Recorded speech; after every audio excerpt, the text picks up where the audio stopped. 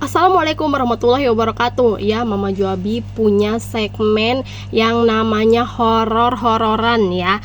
Yuk kita bahas ya horor-horor di Indonesia ya. Di Nusantara ini banyak banget ya, dari Sabang sampai Merauke ya. Banyak banget, dan salah satunya ini ya, bentar lagi nih ya, hari Kamis ya.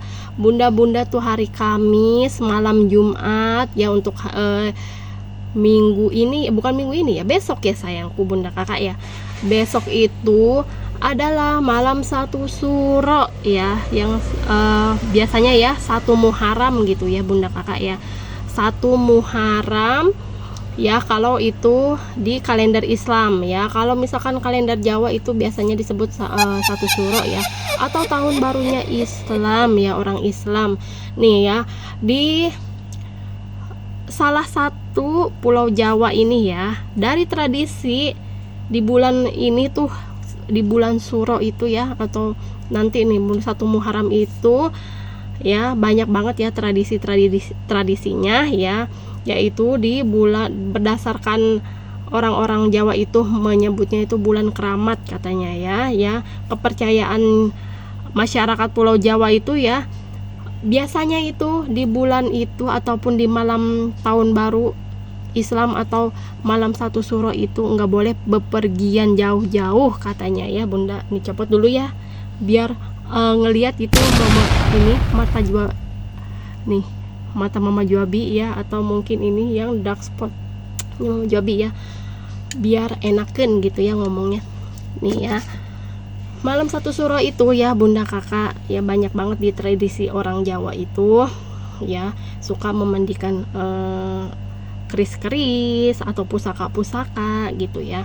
Itu mungkin kepercayaan yang dari dulu gitu ya, masih dibawa sampai sekarang. Tapi untuk yang orang Islam biasanya itu mereka berdoa merenungi ya atas kesalahan-kesalahan di tahun sebelumnya gitu, ingin mencoba berdoa itu pengen lebih baik gitu ya, di malam satu Muharram itu pengen lebih baik di tahun untuk berikutnya gitu ya.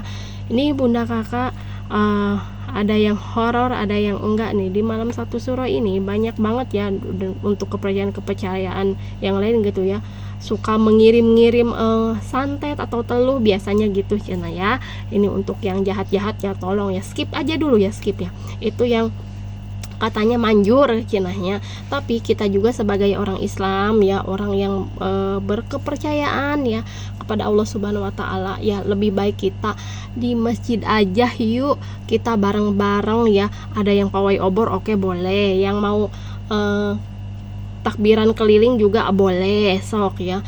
Ada yang mau zikir-zikir gitu di masjid, atau mungkin baca Al-Quran di masjid, ayu yuk nih ya. Biasanya itu anak-anak TK, anak-anak SD sampai anak-anak SMP itu biasanya ya ini ya, suka pawai obor tuh keliling dari kampung ke kampung gitu ya. Itu untuk mereka mungkin cuma sekedar ikut-ikutan, tapi ada simbolnya, ada kepercayaan juga ya. Itu tuh membawa obor itu cahaya gitu ya, cahaya di awal bulan ya gitu, awal bulan menjelang tahun baru ya, seperti tahun baru ini Masehi ya, ataupun tahun baru ini Hijriah ya.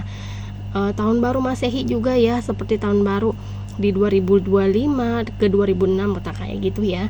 Itu juga ya sering dirayakan pakai kembang api ya gitu. Tapi kini di satu Muharram di Indonesia ya, nggak tahu tadi luar negeri atau di mananya ya, tapi khusus di Indonesia itu punya kepercayaan pawai obor untuk menerangi ya setiap jalan gitu. Malam-malam biasanya tuh habis maghrib atau habis isya gitu ya, suka ada pawai obor gitu untuk ya kita berharap gitu ya, berdoa semoga tahun depan itu lebih baik daripada tahun ini ya gitu ya.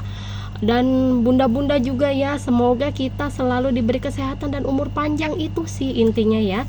Sama lebih dilancarkan lagi rezekinya ya, untuk bunda-bunda, untuk kakak-kakak yang menonton video ini sampai di sini ya. Bukan hanya horor-hororan ya, mistis-mistisan gitu ya, tapi emang ya hal kayak gitu tuh masih melekat ya. Kita sebagai orang Indonesia masih ada yang dari dulu gitu ya sampai sekarang suka dibawa-bawa itu tentang horornya, tentang hantu-hantunya, tentang keseramannya ya di Malam Satu Suro itu ya, seperti Sundel Bolong ya, itu legenda banget ya ratu horor kita ya, almarhumah yaitu Susana ya.